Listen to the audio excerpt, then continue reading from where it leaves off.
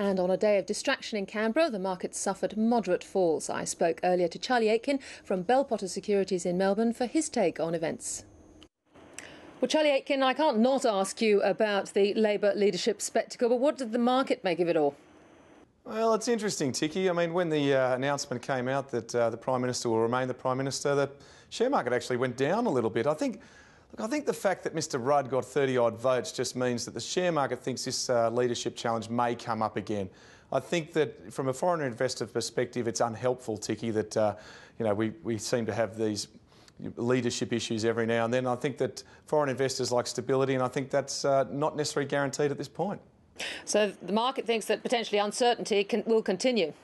They do. They probably, I think, it brought it to a head today, but you've got to think about it. 30% of the government voted against the Prime Minister. It's hardly a huge sign of solidarity. So the share market was just a little bit wary on it, but it wasn't the only reason the share market was down today. All right, well, on that front, some heavyweight companies went ex-dividend. How much of the fall did that account for? Well, the market was down 39 points today. The ex-dividends were about 14 points, things like AMP, Suncorp, BHP. So the market itself lost 25 points on top of the dividends. It was a bit of a sloppy day, not all just due to machinations in Canberra. The oil price is getting pretty high, Tiki. People are starting to get a bit worried about that the oil price is going to slow the world down a little bit. And I think you're just seeing a little bit of profit-taking broadly in equities.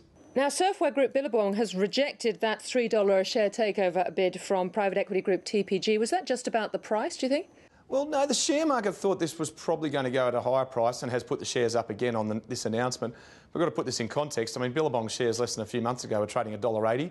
They're $3.05 today. But Billabong's made the statement that their major shareholder, a guy called Gordon Merchant, who's one of the founders of Billabong, won't accept $3. So the share market's basically decided that TPG will need to put a higher bid in, and they may have to.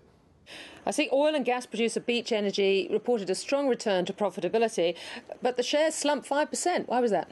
One of those classic sell the fact events there, where the shares have run from 80 cents to $1.60. They've doubled over about 6 months. So profit was up sharply, as you mentioned, Tiki, but probably all in the price in the short term. There's also some of the selling may have been to do with a bit of speculation the stock may come out of the Small Ordinaries Index, which would see small cap fund managers have to sell some shares. But look, a good result, but the shares were pricing it in. And what about Echo Entertainment? Is that really a takeover play?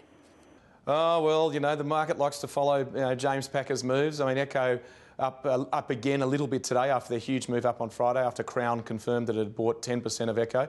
But to put this in context, Crown have been on the Echo register since it was Tabcorp a few years ago. So, I mean, Crown are slowly building exposure to Echo, but the share market and its never-ending enthusiasm thinks that Crown are going to bid for this stock tomorrow. I think it's about a little bit ahead of itself there, maybe one day in the future.